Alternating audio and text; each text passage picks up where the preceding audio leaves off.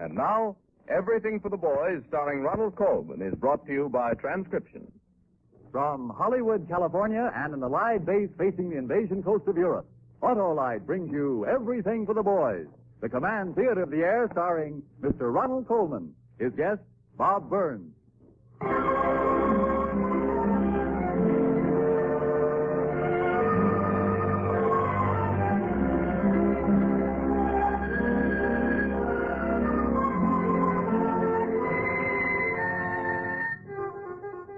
Everything for the Boys is presented by the Electric Autolite Company and its 22 great manufacturing plants.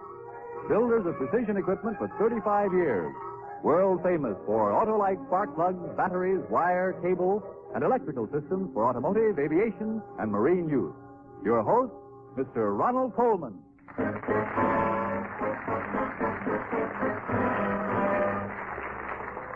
Thank you and good evening. We have with us tonight a man known and loved from coast to coast, the philosopher of Van Buren, Arkansas, genial gentleman, American wit, and bazooka player extraordinary. Tonight, however, Bob Burns comes to us in the role of actor in a memorable play about a strange legacy bequeathed to you and to me. After the play, Bob Burns and I will have some assorted and, I feel, somewhat unpredictable conversation with the young American ranger who is waiting to speak to us from a base facing the soon-to-be-invaded shores of Hitler's Europe. But first, we offer this radio dramatization by Art Jobler of A Man to Remember. Men and women of the United States Armed Forces abroad, we salute you.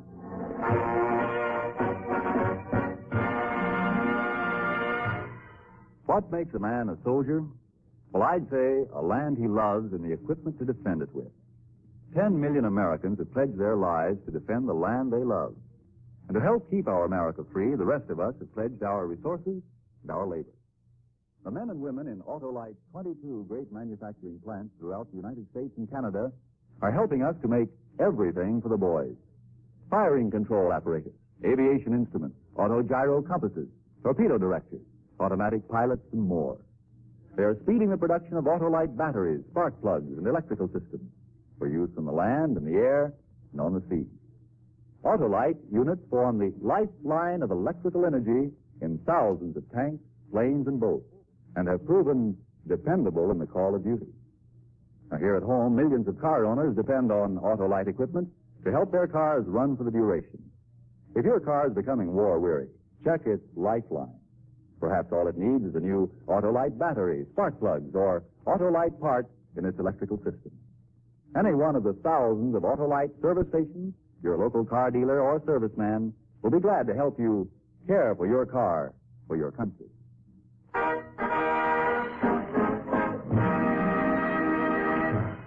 The play, A Man to Remember. The players, Mr. Ronald Colman and his guest, Bob Burns. I have before me a man's estate. This man lived for over 70 years. He had a full, busy life. And since he left behind him no last will and testament, it's both interesting and important that we examine his legacy, since what he left behind is the common inheritance of all of us. So, let's examine and evaluate the worldly goods that have been bequeathed to you and me by one John Abbott. First, we have a board about 1.5 feet long by 6 inches wide, and on it is painted, with the most uneven hand, the words, Dr. John Abbott. It's a weather-beaten little signboard, weary with the sun and rain of many years. All right, one signboard, then, that now belongs to you and me. What's that? You want to know its value?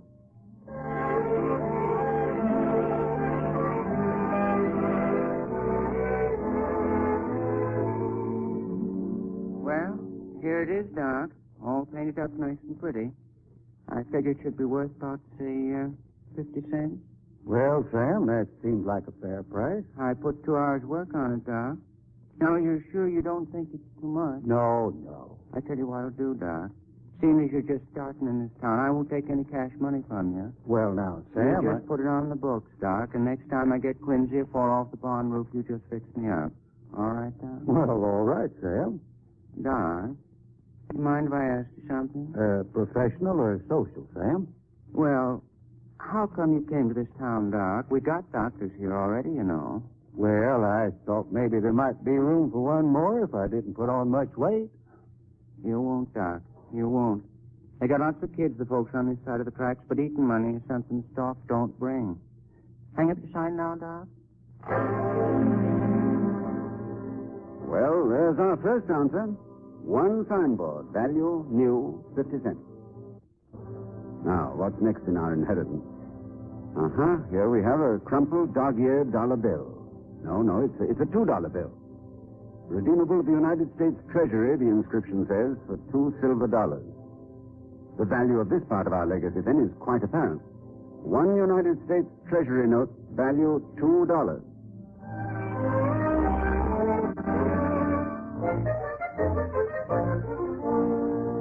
3, 4, 5 pounds. There you are, Emma. Scale says 5 pounds even, from my best sugar. Will there be anything else? It sure is, Homer. Seeing as I'm not going to pay for it, take that hand of yours off from the scale. You sure have a happy sense of humor, Emma. And you sure have a heavy hand, Homer. Well, I don't bear grudges. How's your wife? Did Doc Abbott take out the stitches yet? Nope, but she's fine. She's fine.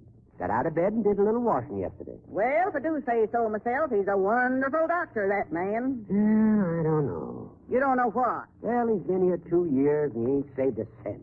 How do you know? Anybody knows I should. Why, he's run up a great big grocery bill, $12. Do tell. I keep saying to him, Doc, you gotta be a businessman to get along. Find out what folks can pay you. Yeah, speaking of angels and devils, here he comes now. Land safe. What they're carrying? It's a pig? A pig. Now, don't say that quite so loud, Miss Emma. This is a very sensitive animal. You see, he don't know yet he's a pig. Doc, you're the one. Now, look here, Doc Abbott, what's it all about? That your pig? Nope, it's yours. Doc, you're crazy. Nope. You see, you sent me a bill this morning. It was marked, please remit. I figured you must be kind of hard up, so I hurried right down. Ain't he cute?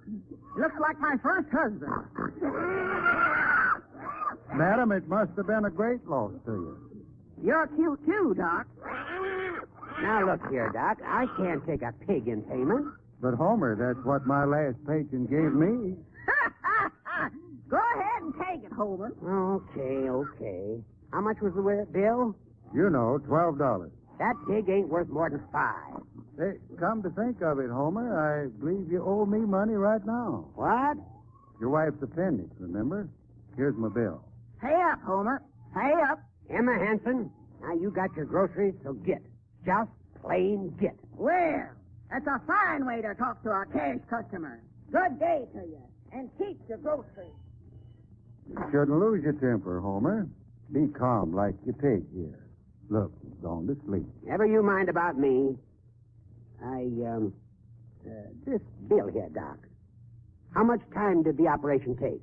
Oh, about 4 hours, I should judge. And you're asking me $100? Now, look here, Doc. Let's get down to facts. Sure. The facts are that you're a prosperous businessman and that your overworked wife would have died if I hadn't performed that emergency operation on her on your kitchen table. Well, I don't mind paying a just fee, but $100 for 4 hours, that's pretty steep. Homer, I did 4 operations last week for folks who didn't have any money. But, Doc, $100. I won't pay it. You really mean that? You bet I do. Well, what do you pay your janitor here? 50 cents an hour. Why? Well, I guess I made a mistake in figuring your bill, Homer. That's more like it. Yep, the only place we differ is the value each of us puts on your wife. I was a mite too high, so I'll settle right now for 50 cents an hour. $2 cash. Now, Doc, I didn't mean that you should do anything. Homer, shut up. Give me $2, and you got a bargain at that. You'd have had to pay a grave digger for 6 hours. Ladies and gentlemen, we now come to the third item in this legacy that has been bequeathed to us. I must confess it's a rather unexpected object, in that Dr. John Abbott was many years past military age, and yet here it is among his belongings. a medal, given by the United States government to soldiers wounded on the field of battle. I have here a medal of the Order of the Purple Heart. Its value?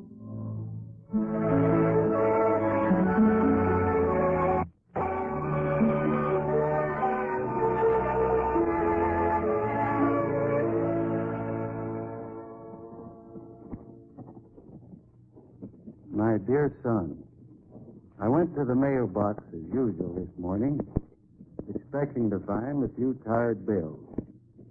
Instead, Frank, I found your little gift for me. It's a beautiful medal, son. I stood there by the mailbox, holding it in my hand, and the sun shining off of it was so bright, my eyes kind of filled with tears, and I couldn't see it. All I could see was you, son, down there in the South Pacific. A hero, a real one. And I started thinking about that day you and I were out in the backyard talking about heroes. I guess you must have been about 14 years old then. Remember that day, Frank? Remember?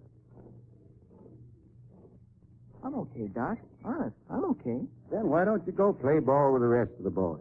Oh, I don't want to. The sun's shining, the birds are singing, there's no wind. Perfect day for your curved ball, and you don't want it. You do need to tell. Oh, wait a minute. Isn't this report card day? Yeah, Let me look at it, son. I tore it up. As bad as that? Oh, gee, I don't know what's the matter with me. I guess I'm a flop. Algebra. How much you making algebra, son? 60. Latin? 60. Deportment? 60. American history? 30. Well, at least that breaks the monotony. What happened in history? Oh, so it's 1492 or 1496 or half past 1776. What's the difference? Well, son, in a way you're right. And in a way you're wrong. It isn't the dates that matter. It's the people. Later on, when you're older and you begin to think that yours are the biggest troubles in the world, then you begin to think about fellas like Lincoln and Washington and Thomas Paine and... No, that's one thing I'm not going to do, son, as long as you stay here. I mean, pull my beard and give you lessons. Okay, Doc. I've got to learn. Thanks, son. Thanks. Well, who's that pulling up in front of the gate? We're being honored by our alderman, great lover of politics and beer. Behave as nicely as possible, Frank. Okay, Doc. Well, how do you do, Mr. Alderman? This is a surprise. No surprise at all, Doctor. I told you I'd be here, and here I am. The council passed a resolution, unanimously, mind you, condemning your adoption of delinquent boys from the city. Say what? A resolution. In plain English, they believe that your practice of bringing these reformed school children into our township is detrimental to the public good. Frank, boy, you better go in the house. No, please. Please, let me stay. All right, son. Now then, Mr. Alderman. Now, there's no reason for anger. Of course not. I know you've explained everything to me so completely. Bringing these reformed school children into our township is detrimental to the public good. Oh, yes, I heard you.